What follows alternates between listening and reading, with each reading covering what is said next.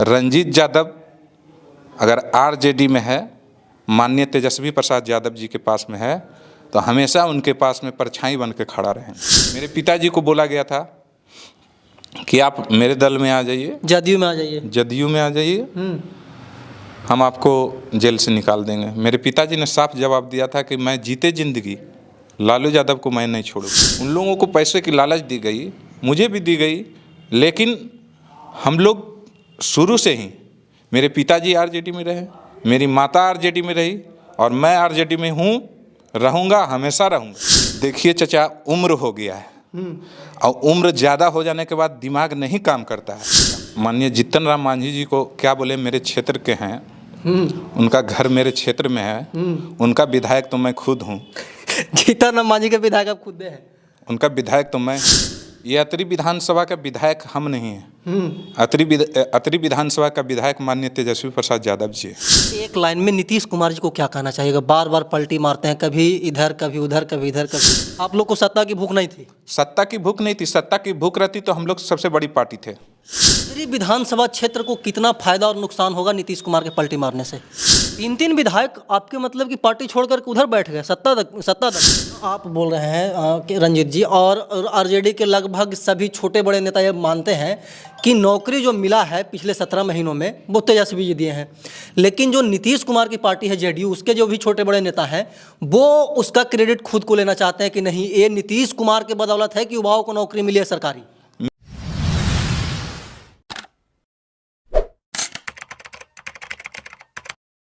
नमस्कार, प्रणाम, मैं अमित चौरसिया और आप देख रहे हैं नालंदा दस्तक। अभी हमारी मौजूदगी है तेजस्वी यादव के गढ़। वो खुद बोलते हैं कि अतरी हमारा गढ़ है और यहाँ से बार बार मतलब कि जो भी मतलब कि मेरे याद में जब भी चुनाव हुआ है एमएलए का, तो आरजेडी का जो सीट है वो एकदम सुरक्षित रहता है।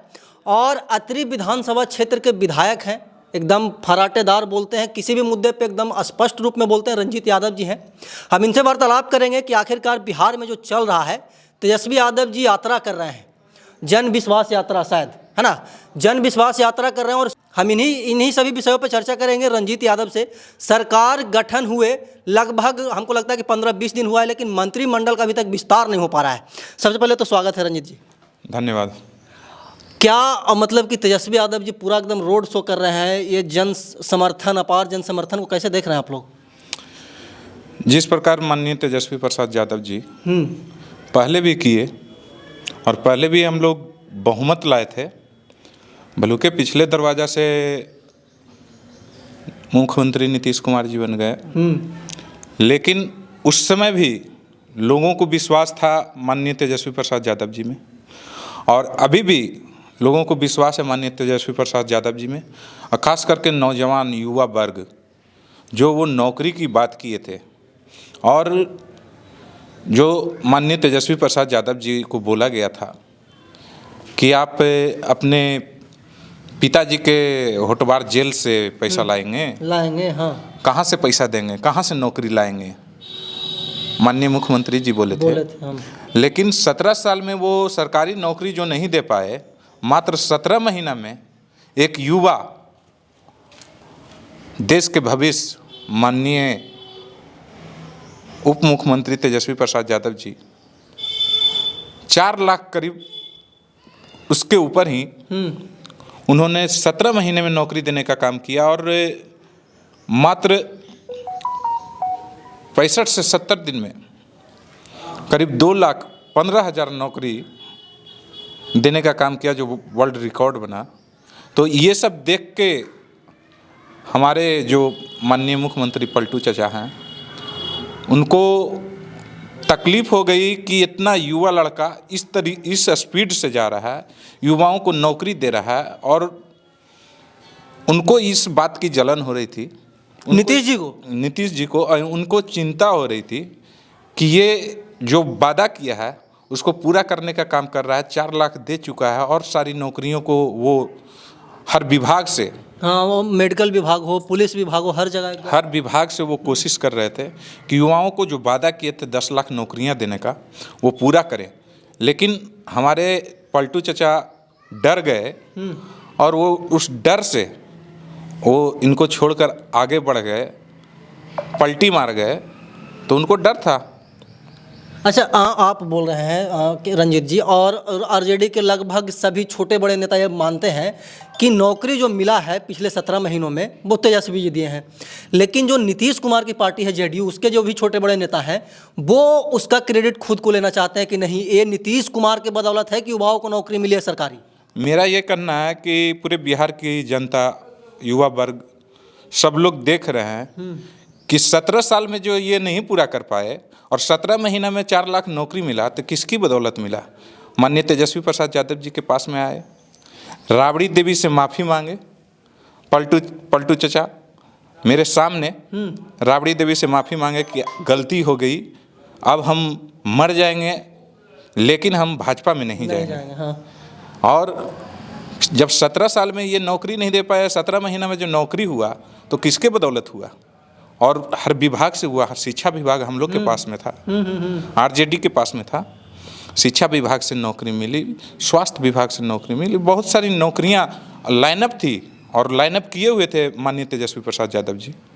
अच्छा आप भी मतलब कि जो राजनीतिक बयानबाजी होता है उससे तो हमको लगता है कि जो पार्टियां हैं वो कहती है कि हम ही नौकरी दिए हैं, लेकिन ये सत्य बात है कि 17 महीनों में लोगों को नौकरी मिली है, इससे युवा वर्ग खुश है। युवा वर्ग को मालूम है कि जो चुनाव में इन्होंने जो वादा किया था कि मैं सरकारी नौकरी दूंगा, ये नहीं कि रोजगार दूंगा, हाँ। सरकारी नौकरी देंगे 10 लाख। अगर पूर्ण बहुमत से हम लोग का जो सरकार बना, जो चोर दरवाजा से ये नहीं घुसते और हमारे विधायकों को बेईमानी करके हराया नहीं जाता। 3 विधायक आपके मतलब कि पार्टी छोड़ करके उधर बैठ गए सत्ता दल में।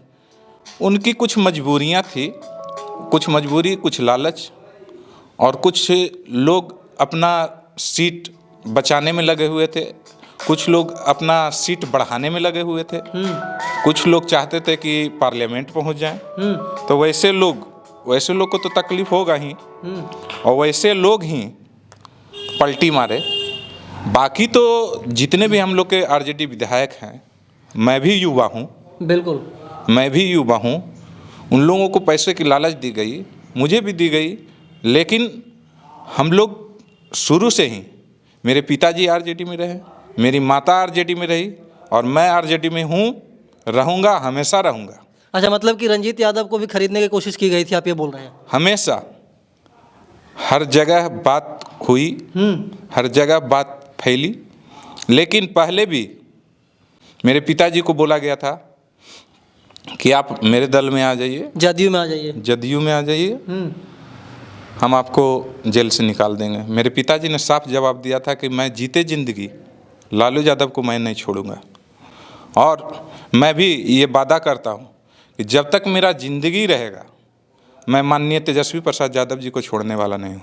अच्छा लोकसभा विधानसभा दोनों चुनाव आ रहा है भैया, 24 में लोकसभा है और हमको लगता है कि कुछ दिन के बाद चुनाव एकदम बहुत पीक पे आ जाएगा। तैयारियां क्या चल रही है आप लोगों की? तैयारी तो हम 5 साल करते हैं, हम लोग का परिवार 5 साल तैयारी करता है, इसी वजह से 95 से अभी तक है। और हम लोग जनता का काम करते हैं, जनता के बीच में जाते हैं, अगर कोई भी दुख हुआ उसके पास में हम गए, जो भी विकास हुआ आज अतरी में जितने भी गांव हैं, ऐसा कोई भी गांव नहीं बचा हुआ है जहां रोड नहीं पहुंची है, लाइन नहीं पहुंचा है, ऐसा कोई भी गांव नहीं है जहां पेयजल की समस्या है। मेरा जितना भी कोटा होता है, अधिकतर हम लोग का पहाड़ी एरिया है, और जितना भी होता है हम लोग, जितना भी कोटा होता है हम लोग चापाकल में देते हैं, पेयजल की समस्या को दूर करते हैं। माननीय तेजस्वी प्रसाद यादव जी की देन से आज पूरे अतरी में हर गांव में रोड है, और उन्हीं के देन से यहाँ माननीय लालू प्रसाद यादव जी के देन से यहाँ हॉस्पिटल बना नीमचक वथानी में, और उन्हीं के देन से ये बिल्डिंग बनी। भले ये अलग बात है कि नरेंद्र मोदी जी टीवी चला के भाषण दे के और लोगों को पोछने का काम किए, लेकिन जो देन है, जिनका काम है, मैं तो उनका ही नाम लूँगा। और ये देन माननीय तेजस्वी प्रसाद यादव जी का है कि जो हमारे यहाँ हॉस्पिटल की बिल्डिंग बनी, हॉस्पिटल तो माननीय लालू प्रसाद यादव जी का देन है। तो हम लोग विकास में हमेशा अग्रतर रहते हैं, विकास को देखते हैं, और जितना भी हो सके विकास करने का काम करेंगे। हम लोग 5 साल तैयारी में रहते हैं। अच्छा सरकार बदल गई है, नीतीश कुमार अब बीजेपी के साथ गठबंधन बना करके सरकार चला रहे हैं, बजट सत्र चल रहा है। अतरी विधानसभा क्षेत्र को कितना फायदा और नुकसान होगा नीतीश कुमार के पलटी मारने से? अतरी विधानसभा क्षेत्र हमेशा माननीय लालू प्रसाद यादव जी और माननीय तेजस्वी प्रसाद यादव जी को देखता है। गढ़ रहा है, वो खुद बोलते हैं, सभा में आते हैं, आपके माता जी का सभा में आया था तो बोले थे कि अतरी विधानसभा हमारा गढ़ है। ये अतरी विधानसभा का विधायक हम नहीं हैं। अतरी विधानसभा का विधायक माननीय तेजस्वी प्रसाद यादव जी है। अरे यही समझ लीजिए कि गढ़ है, क्योंकि वही विधायक है। मेरा चेहरा सिर्फ है, विधायक माननीय तेजस्वी प्रसाद यादव। अच्छा, मुद्दे पे आते हैं। क्या फायदा और नुकसान होगा अतरी विधानसभा क्षेत्र की जनता को? नुकसान हो रहा है जो हम लोग की रोड जो प्रशासनिक हो गया था, जो लाइनअप था, जो आने वाला था, उसको पीछे कर दिया गया। बीजेपी जदयू के जहाँ सीट है, जहाँ के विधायक हैं, उनका रोड को प्रशासनिक दिया गया। और हम लोग को इस शासन में मैंने ये देखा कि जैसे आतंकवादी को घेरा जाता है, हम लोग सभी विधायक माननीय तेजस्वी प्रसाद यादव जी के पास में विचार विमर्श के लिए बैठे हुए थे, मीटिंग कर रहे थे। लेकिन हम लोगों को आतंकवादी की तरह 10 भान पुलिस से घेरा जाता है और बेइज्जत किया जाता है। तो माननीय विधायक लोग का माननीय लगता है, लेकिन फिर भी उनको उग्रवादी की तरह, आतंकवादी की तरह उनको पुलिस से घेरा जाता है, ज़बरदस्ती छीना जाता है। तो ये सब तो घाटा ही घाटा है। ये जो सरकार है वो माननीय नीतीश कुमार जी की सरकार नहीं है। वो तो खिलौना कठपुतली है। नीतीश कुमार कठपुतली हैं। उनको बीजेपी वाले लोग यूज कर रहे हैं, ब्लैकमेल कर रहे हैं। और मुझे नहीं लगता है कि माननीय नीतीश कुमार जी अपने मन से उस तरफ गए। अच्छा, तो आप लोग बार बार ऐसा दावा करते हैं कि नीतीश कुमार जब जब आते हैं हम लोग की तरफ तो हम लोग पिघल जाते हैं। इसकी क्या गारंटी है कि अगले बार फिर नीतीश कुमार आएंगे तो आप लोग नहीं पिघलेंगे? पिघलने की बात नहीं है। बात ये है कि हम लोग इसलिए सत्ता में आए, इसलिए नीतीश कुमार जी को हम लोग समर्थन किए कि हम लोग जनता का विकास जो रुका हुआ था उसको बढ़ाना चाहते थे। आप लोग को सत्ता की भूख नहीं थी? सत्ता की भूख नहीं थी। सत्ता की भूख रहती तो हम लोग सबसे बड़ी पार्टी थे, और हम लोग सत्ता की भूख रहती तो माननीय तेजस्वी प्रसाद यादव जी को मुख्यमंत्री बनाना चाहिए था। लेकिन माननीय तेजस्वी प्रसाद यादव जी का सोच था कि हम मुख्यमंत्री बने या ना बने, लेकिन नौजवानों को नौकरी मिलना चाहिए, बिहार का विकास होना चाहिए, बिहार में बदलाव होना चाहिए। और हम लोग की सत्ता की भूख नहीं थी। हम लोग तो बस जनता के लिए, जनता के विश्वास के लिए, जनता की नौकरी के लिए हम लोग तत्पर थे। हम लोग बलिदानी देने के लिए, हर चीज़ के लिए तैयार थे। इसलिए मतलब कि आप लोग को ये लग रहा था कि जनता का विकास हो, क्षेत्र का विकास हो, बिहार का विकास हो, मुख्यमंत्री कोई रहे। आज भी माननीय तेजस्वी प्रसाद यादव जी बोलते हैं, और पिछले बार भी बोले थे कि जनता की विकास के लिए, जनता के जो पिछले दर्जे में जा रहे हैं, जो नौजवान युवा वर्ग बेरोजगार घूम रहे हैं, उनके लिए वो कुछ भी करने के लिए तैयार हैं। वो मुख्यमंत्री पद मिलेगा भी, अगर जनता का विकास नहीं होगा तो मुख्यमंत्री पद वो छुएंगे भी नहीं। वो जनता के लिए ही कुछ करेंगे। अगर जनता का विकास दूसरे को बना के भी होता है तो मुख्यमंत्री जी, उप मुख्यमंत्री जी तैयार हैं और हमेशा तैयार रहे। और उसका एग्जाम्पल है कि माननीय नीतीश कुमार जी को मुख्यमंत्री बनाया गया, हम लोग की बड़ी पार्टी रहने के बाद भी। अच्छा, एक लाइन में नीतीश कुमार जी को क्या कहना चाहिएगा? बार बार पलटी मारते हैं, कभी इधर कभी उधर, कभी इधर कभी उधर। माननीय नीतीश कुमार जी को, मुख्यमंत्री जी को बोलना चाहूँगा कि चाचा, जो बीजेपी वाले लोग डरा धमका रहे हैं, चाहे झारखंड हो, चाहे और स्टेट हो, चाहे बिहार हो, जिस प्रकार से माननीय लालू प्रसाद यादव जी कभी दबे नहीं, कभी डरे नहीं, उनको जेल तक भेजा गया, उनको टॉर्चर किया गया, फिर भी वो झुके नहीं।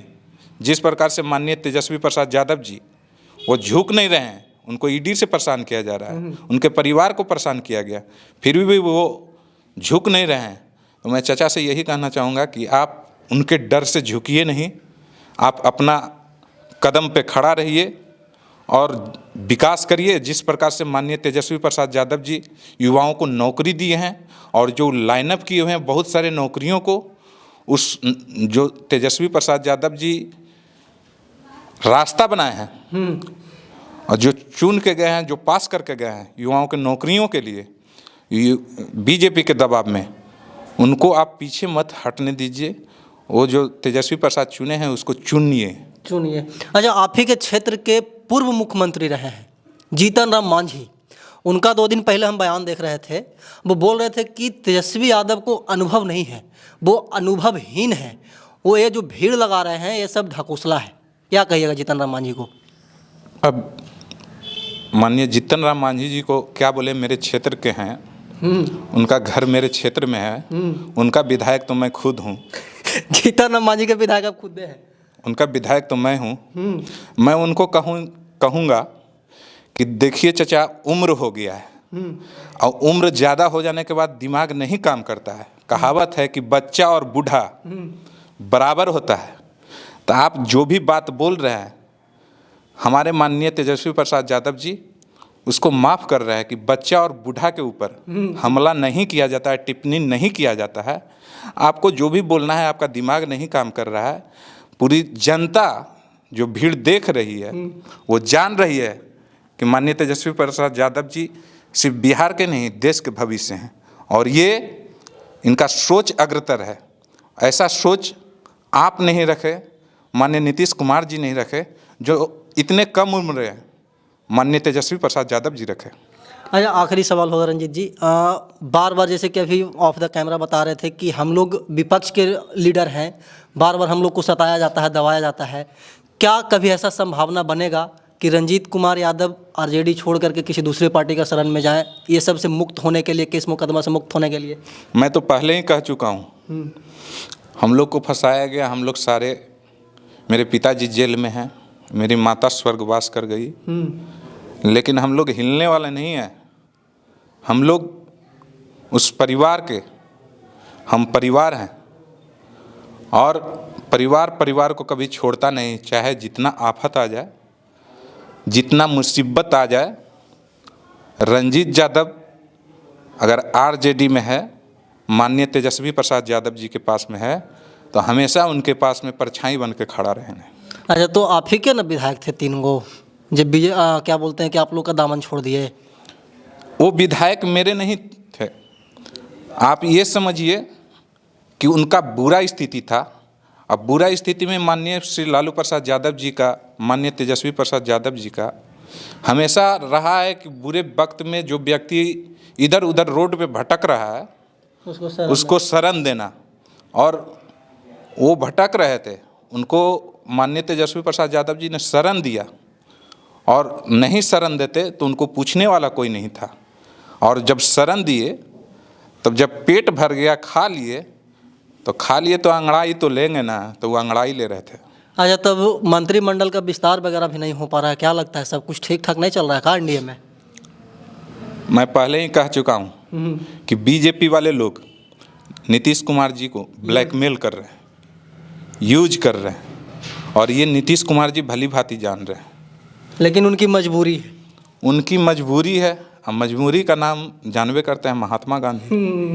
देखिए, रंजीत कुमार यादव जी हैं जो कि सभी विषयों पे एकदम खुल करके बोले। हम पहले आपको बताए थे कि रंजीत यादव किसी भी विषय पे खुल करके बोलते हैं और ये बता रहे हैं कि जीते जी हम लोग आरजेडी का दामन नहीं छोड़ेंगे।